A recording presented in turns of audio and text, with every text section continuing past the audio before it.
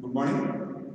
I welcome you to the session 13 of mine on crystallography. In the last session, we discussed about the crystal structure of sodium chloride, potassium chloride, and cesium chloride crystals. And we learned that sodium chloride or rock salt and the potassium chloride, KCl, crystallize in face-centered cubic form. And cesium chloride, cesium ions are in single cubic form and protions are in single cubic form. But cesium chloride, when it's taken as a whole, cesium chloride crystal possesses body-centered cubic structure. And we also learned the calculation of number of particles per unit cell in the case of 3 Bravais lattices of a cubic system. In cubic system, we have 3 types of Bravais lattices, namely simple cube or primitive cube, body-centered cube, and face-centered cube. And the number of particles per unit cell in the case of a simple cube is 1, and in the case of body-centered cube it is 2, and in the case of face-centered cube it is 4. So we have seen that in the case of sodium chloride, where sodium ions and protons are alternatively placed, and unit cell of sodium chloride has got face-centered cubic structure, and each unit cell of sodium chloride is made up of 4 sodium and 4 protions. And similarly, KCl also crystallizes, potassium chloride also crystallizes in FCC form. Therefore, each unit cell of potassium chloride will be made up of 4 potassium and 4 protions. Okay, right, like that. So today, the last session on crystallography, we'll be discussing about the applications of X-ray studies. So in the last class and in the last session, we learned the rotating crystal method used to determine the structure of sodium chloride crystal. So we have learned that sodium chloride crystallizes in a face-centered cubic form. So what are the applications of these X-ray studies? So in X-ray studies, we have these 3 applications mentioned. So first application is determination of interplanar distance. Second application is determination of density of crystals. And third application is determination of Avogadro number. Then we have problems, numerical problems based on these applications. So from X-ray studies, we can calculate A, that is unit cell length. So for a cubic crystal, length is equal to breadth is equal to height. Therefore, we can take A as the unit cell length for cubic system. Our discussion will be restricted to only cubic crystal system. So A is unit length. So which can be determined from X-ray studies. Once we determine A, that is edge length of unit cell, it is possible to determine interplanar distance. What is interplanar distance? We learned under Miller indices that each plane in a crystal can be designated with the help of Miller indices. For example, you have 100 planes, 110 planes, 111 planes, etc. So the distance between 2 successive 100 planes is denoted by D100.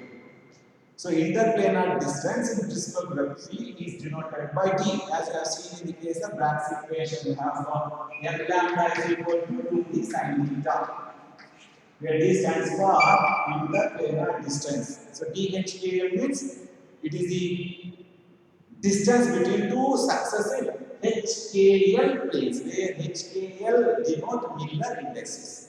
So D100 means it is the distance between 2 successive 100 planes. So D110 means it is the distance between 2 successive planes, namely 110 planes. So it goes on. So D111 means it is the interplanar distance. It is the distance between 2 successive 1 planes. So by knowing edge length of the unit cell in a cubic crystal which is denoted by A, the relationship between interplanar distance DHAL is given by the expression A over square root of x square plus a square plus a square. And as I said, our discussion will be restricted to cubic crystals, which is the simplest system of all the scientific systems. So for a cubic crystal, the relation between interplanar distance and edge length is given by this expression. So DHPL is equal to A over D square, A over square root of x square plus a square plus L square. So this is the direct application of determination of interplanar distance from X-ray studies. Right, number 2, determination of density of crystals. This is first application. Knowing A, which is determined from the X-ray studies of a crystal, we can calculate or determine interplanar distance. So second application is the determination of density of a crystal. So what is the density? Density is a numeric ratio of mass to volume. All of us are familiar with the expression. And we learned that unit cell, the properties of unit cell are the properties of entire crystal system. Okay? Unit cell is a representative of the entire crystal. Whatever properties the unit cell possesses, that will be the properties of the crystal as a whole. So if we are able to determine the density of unit cell, that itself would be the density of entire crystal.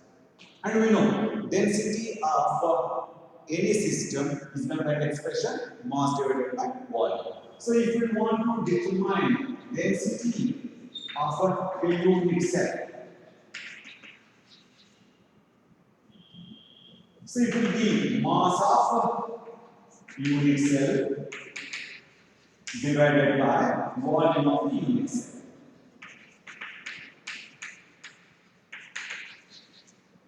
So mass of the unit cell can be calculated. We learned if it is a face-centered cubic unit cell, there will be 4 particles per unit cell. If it is body-centered cube, there will be 2 particles. If it is simple cube, 1 particle. Therefore, mass of unit cell can be given by the expression N, where N stands for number of particles per unit cell, and mass of each particle can be determined by taking the ratio of molar mass or gram atomic mass if it is an atom, or if it is a molecule with a gram molecular mass divided by Avogadro number. So this ratio of molar mass to Avogadro number gives mass of single particle. So N stands for number of particles per unit cell, M stands for gram molecular mass or molar mass, Na stands for Avogadro number. So this ratio M over Na gives mass of one particle, and multiplied by N, number of particles per unit cell, gives you mass of the unit cell and volume of the unit cell. As I said, we are restricting our discussion to cubic crystals. If A is the edge length, so cube of the unit cell, A cube would be the volume of unit cell. So this is the expression for density of a crystal. So density of a crystal means density of unit cell can be calculated by this expression N into M divided by Na into HO. N is number of particles per unit cell, M is gram molecular mass or molar mass, Na is Avogadro number, and HU is volume of the unit cell, where A stands for edge length. And the third application is a determination of Avogadro number. So this is just an extension of this application. Once we are able to determine Avogadro number, density, so Avogadro number can also be rechecked. Because Avogadro number is a constant, which is equal to 6.022 into 10 to the power 23 particles per mole. The mole is SI for amount of substance, and 1 mole of any substance contains Avogadro number of particles. So the validity of this, the value of Avogadro number can also be rechecked or re-verified by applying from the applications of X-ray studies. So these are the 3 applications including the curriculum. Now let us see. Based on these applications, let us try to solve some problems. So, one of the problems is copper crystallizes. Copper crystallizes in face-centered cubic form with edge length of 368 picometers and atomic radius and the radius of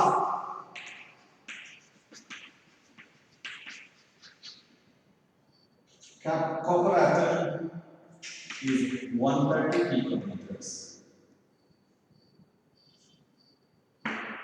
Calculate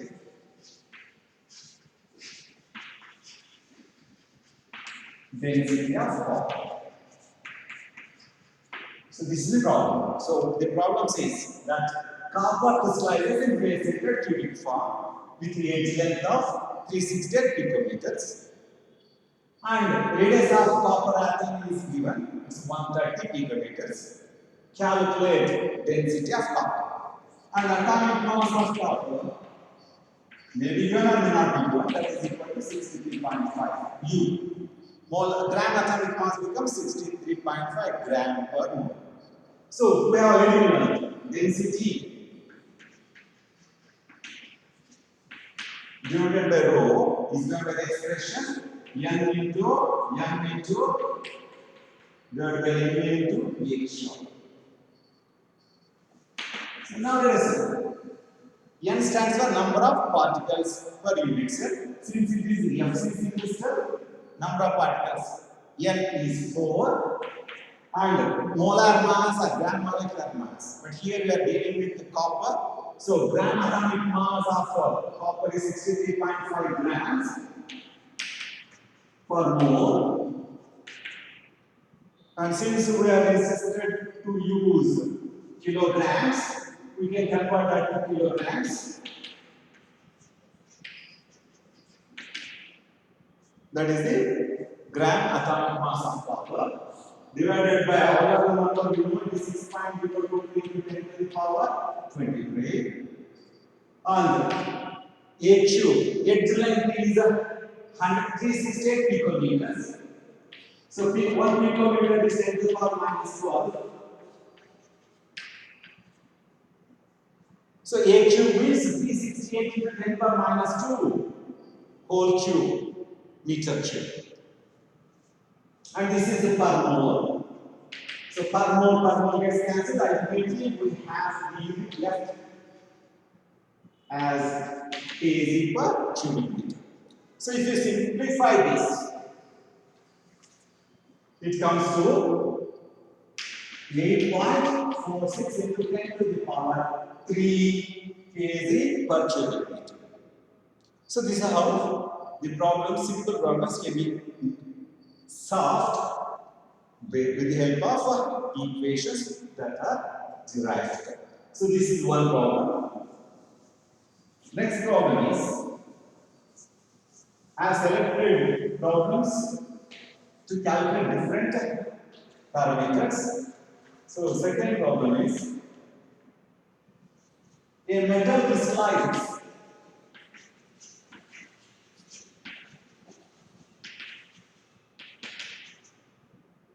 in FCC and BCC forms, that is base-centered cubic and Y-centered cubic forms, whose unit cell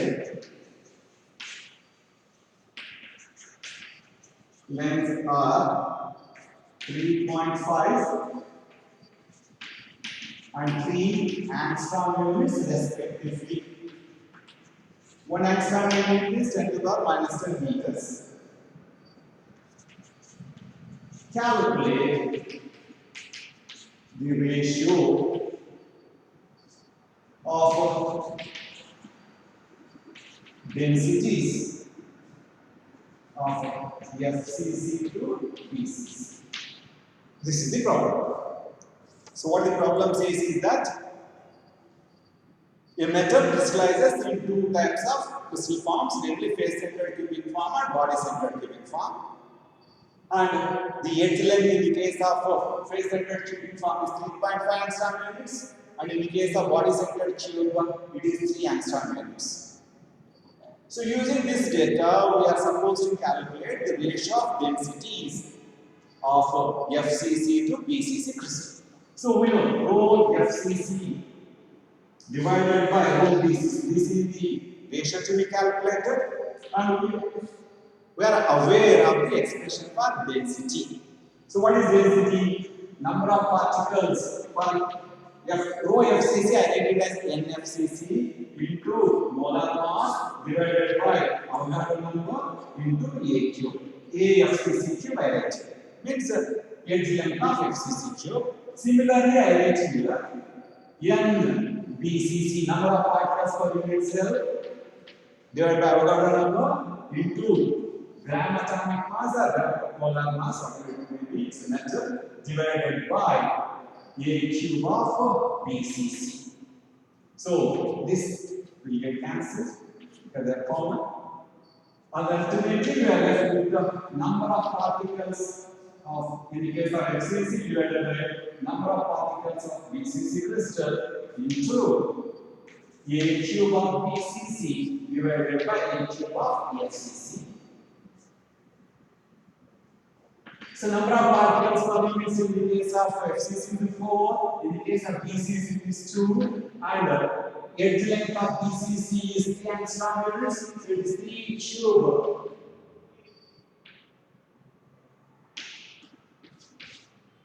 into angstrom units. I can take 10 to the power minus 10 cube cubic meters divided by A cube of FCC.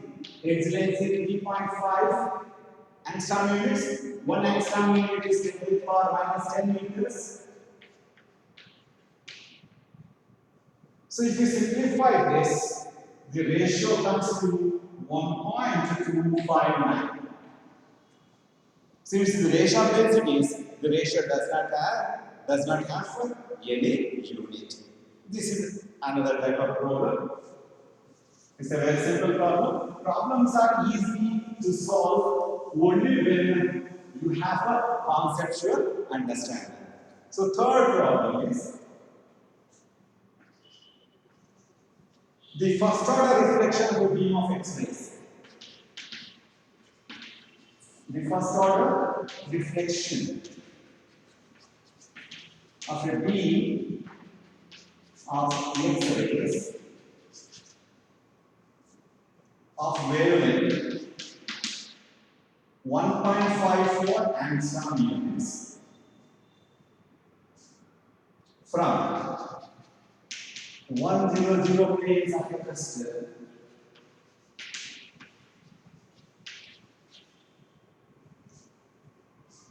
of simple cubic system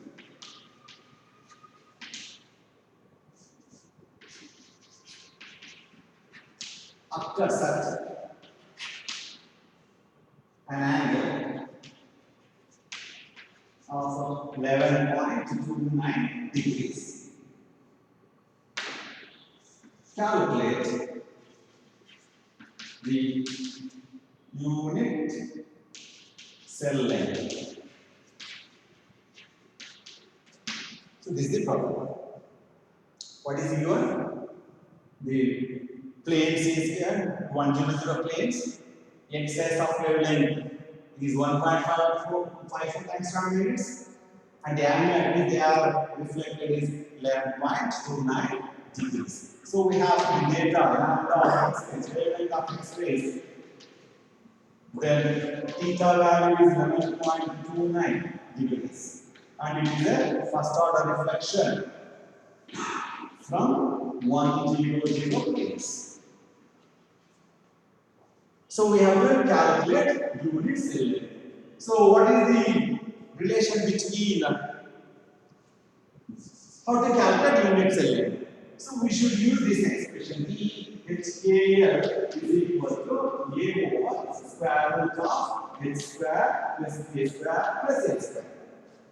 So in order to calculate this unit cell length, we need to know density. Interplanar distance. So how to calculate interplanar distance? So this interplanar distance can be calculated using Bragg's equation n lambda is equal to 2d sin theta. From this we have d is equal to n lambda over 2 sin theta. And we have n first order. N is an order of reflection and is a first order. And it is D, it is mentioned HK is 100. So it is G100 which we are calculating. And lambda is 1.54 angstrom units. And theta is 11.29 degrees. So sin 11.29 is 0.196 into 2 into 1.54. This is 2, it's a number. It is sin 11.29. Here unit is angstrom units. So we simplify this. When we simplify, we get the answer 3.928 angstrom units. So this is the interplanar distance D100. So using this value, we can calculate A. Now let us see. So A is because our aim is to calculate unit cell length. From this equation, A becomes DHKL into square root of H square plus K square plus H square. So we have A is equal to D110 x given. I have calculated root of H square plus K square plus H square. So D100 is 3.928 angstrom units into square root of H is 1, K is 0, K is 0. So if you simplify that, so interplanar distance D100 itself is a unit cell length. So this is how we can calculate unit cell length from the data given. Have taken one more problem of a different type. Let us see what is that.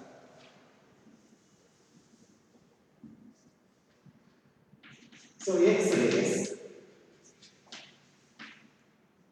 of wavelength 0.8 angstrom units are incident on a crystal at an angle of 8 degrees.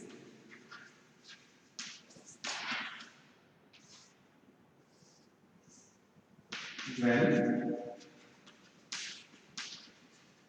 a first order reflection occurs. A first order reflection occurs. Calculate the angle at which a third order reflection occurs. This is the problem. So the problem says that when excess of wavelength 0.8 angstrom units are incident on the surface of a crystal, first order reflection occurs at an angle of 8 degrees.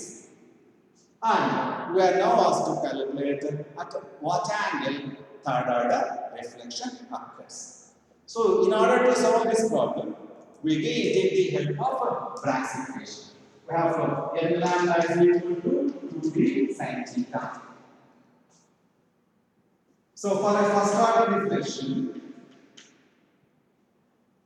we can for first order reflection, I can take this as n1 lambda is equal to 2d sin theta 1, and for third order reflection, I take as n3 lambda is equal to 2d sin theta 3. So now we take the ratio. Taking the ratio. This is equation 1, equation 2. So taking the ratio of equation 1 to equation 2, we have got n1 lambda over n3 lambda is equal to 2d sin theta 1 over 2d sin theta 3. And ultimately we have got n1 over n3 is equal to sin theta 1 over sin theta 3. No. So n1 is the first order reflection. So it will be 1. n3 is the third order reflection. So it's 1 over 3 is equal to sin. For first order reflection, and this is sin theta 3. This is what we have to calculate. So we have got sin theta 3 is equal to 3 sin 8 degrees. So sin 8 is sin 8 degrees is 0.3139. So this comes to 0.417. So sin theta 3 is 0.417. So theta 3 is equal to sin inverse of 0.417. Now this is equal to 24.64 degrees. So this is the angle at which a third order reflection occurs from the same set of plates of the crystal when excess of wavelength 0.8 centimeters are used. So this is how we can solve the problems based on Bragg's equation or based on the applications of X-ray studies. Thank you.